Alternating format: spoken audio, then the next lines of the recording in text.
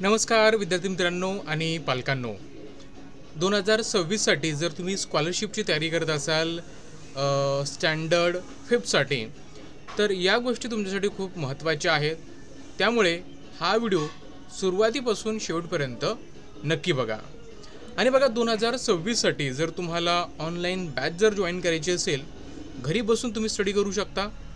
Continue वर्षभर class असतात, ते पण एकदम माफक दरामध्ये तुम्ही जॉईन करू शकता.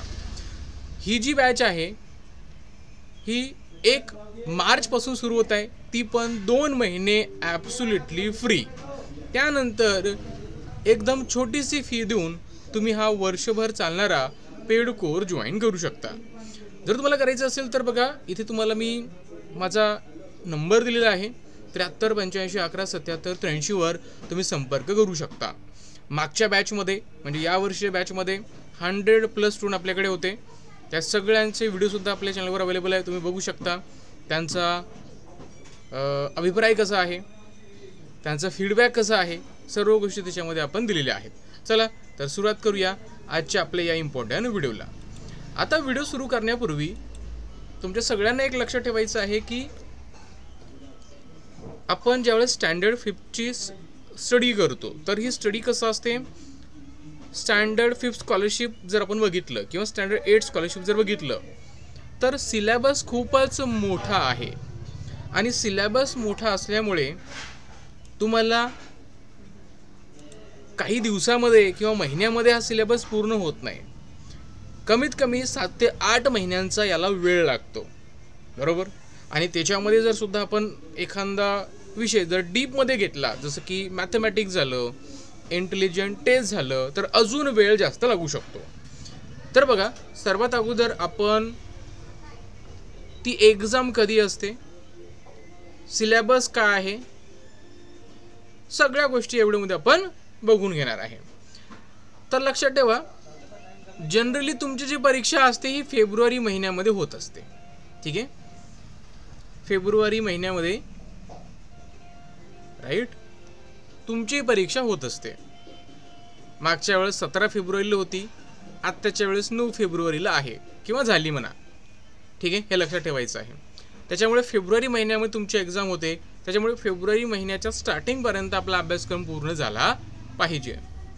तुमचे 2 पेपर असतात. मी स्टँडर्ड 5 बद्दल बोलतोय, स्टँडर्ड 8चा व्हिडिओ अजून यायचा आहे. तर तुमचे 2 पेपर असतात. एक पेपर 1 असतो आणि एक पेपर 2 असतो. पेपर 1 मध्ये बघा, तुमची प्रथम भाषा असते. म्हणजेच जर तुमचं इंग्लिश मिडियम असेल तर प्रथम भाषा तुमची इंग्रजी असते, बरोबर. आणि सेमी इंग्लिश असेल, मराठी असेल, तर प्रथम भाषा तुमची मराठी असते. हे लक्षात ठेवा. तर त्याचे 25 क्वेश्चन असतात, 50 गुण असतात.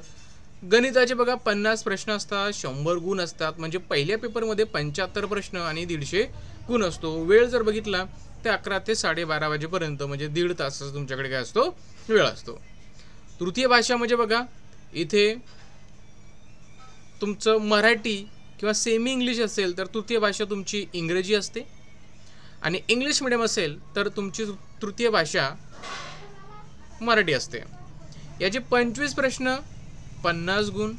बुद्धिमत्ता चाचणी म्हणजेच इंटेलिजंट टेस्टचे 50 प्रश्न, 100 गुण. म्हणजे असा पेपर 2 जर बघितला तर 75 प्रश्न असतात आणि 150 तुमच्याकडे गुण असतात. आणि 1.5 तासाचाच वेळ तुमच्याकडे असतो, 2 ते 3.5.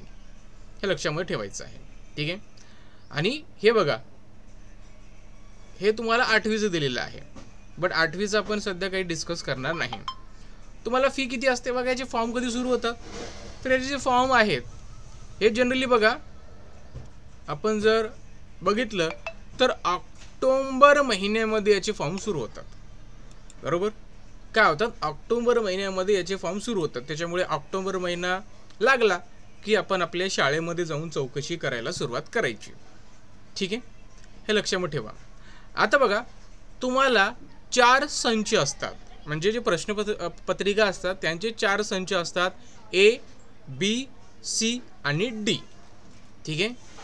आणि प्रत्येक प्रश्नासाठी 4 ऑप्शन असतात. आणि त्याचं एक ऑप्शन बरोबर असतं. इयत्ता 5वीसाठी मी बोलतोय हां. इयत्ता 8वीमध्ये जर बघितलं तर 20% प्रश्न असे असतात की त्याची उत्तरं हे 2 असतात. ठीक आहे. तर दोन्ही पर्याय तिथं नोंदविणं हे बंधनकारक असतं. इयत्ता 5वीमध्ये नाही, 8वीमध्ये हां, लक्षात ठेवा. आता बघा, त्यानंतर एक लक्षात ठेवा, पात्रता का आहे. ठीक आहे. पात्रता का आहे हे तुम्हाला महत्त्वाचं आहे. म्हणजे तुमचं वय किती असायला पाहिजे. तर लक्षात ठेवा, तुमचं वय जे आहे, तुम्हाला दाखवतोय मी इथे आहे, समोर दाखवतो. ठीक आहे.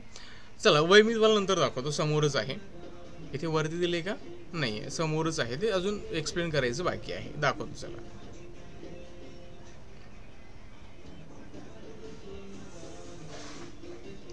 ओके. चला, आता काय बघा, जे विद्यानिकेतन आहेत तिथे जर तुम्हाला प्रवेश हवा असेल आणि तुम्ही त्या कॅटेगरीमधून जर येत असाल तर बघा, तुम्हाला खालील गोष्टी असणं गरजेचं आहे. म्हणजे खालील पात्रता तुमच्याकडे पाहिजे. कोणत्या पाहिजेत? इयत्ता 5वीमध्ये शिकत असलेला विद्यार्थी असावा, शाळा ग्रामीण भागातील असावी, फक्त मुलगा असावा, मुलींसाठी सध्या विद्यानिकेतन अवेलेबल नाही आहेत, मराठी आणि सेमी माध्यमातील असावा, बरोबर. आणि ऑनलाईन फॉर्म भरताना शासकीय विद्यानिकेतनमध्ये प्रवेश हवा आहे का, तर तिथे तुम्हाला यस करणं बंधनकारक आहे, बरोबर. हे लक्षात ठेवा. त्यानंतर बघा, आदिवासी शासकीय विद्यानिकेतन प्रवेश परीक्षा, तर ते आपण काय बघणार नाही. त्यानंतर बघा, जे भटक्या जमाती आहेत,